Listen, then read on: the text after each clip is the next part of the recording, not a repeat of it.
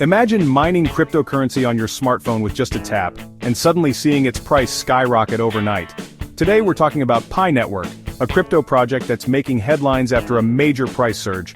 Pi Network's coin, simply called Pi, jumped over 20% in the last 24 hours, nearing its all-time high of about $2.10. This surge has caught the attention of crypto investors and beginners alike, especially since the broader crypto market was actually down by about 2%. But what exactly is Pi Network, and why is it so controversial? Some hail it as the next big thing in crypto accessible to everyone, while others question if it's a legitimate project or just a pyramid scheme in disguise. In this video, we'll break down the background of Pi Network, the technology behind it, and the debates about its legitimacy. We'll also dive into the current market trends, including today's price surge, and hear what experts are saying. Plus, we'll compare Pi to other cryptos and discuss its future outlook. Whether you're a crypto newbie or a seasoned investor, we've got you covered with an engaging and informative deep dive. So let's get started.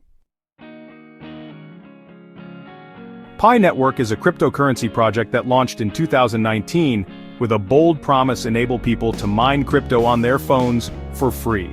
It was founded by two Stanford PhDs, Dr. Nicholas Kokalis and Dr. Chengdiao Fan, who wanted to make crypto more accessible to everyday people.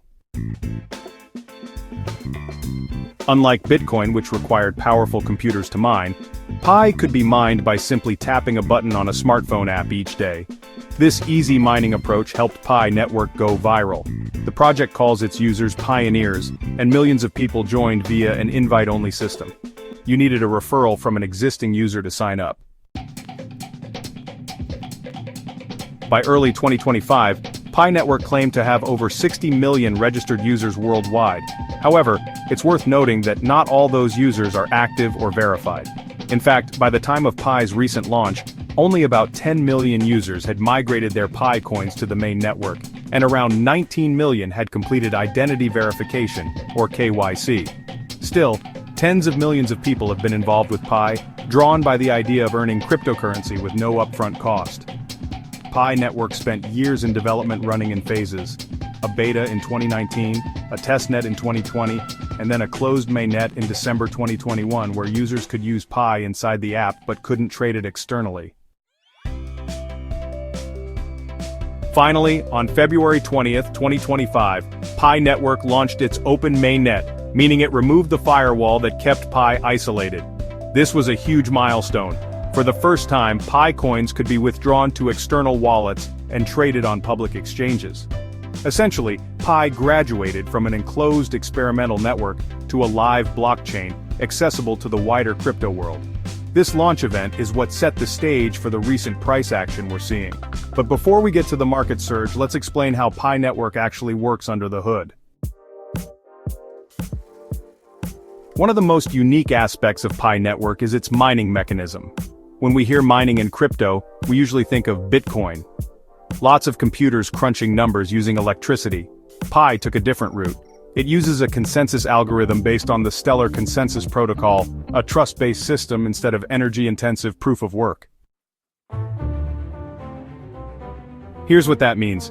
Pi doesn't have people competing with brute force computing power.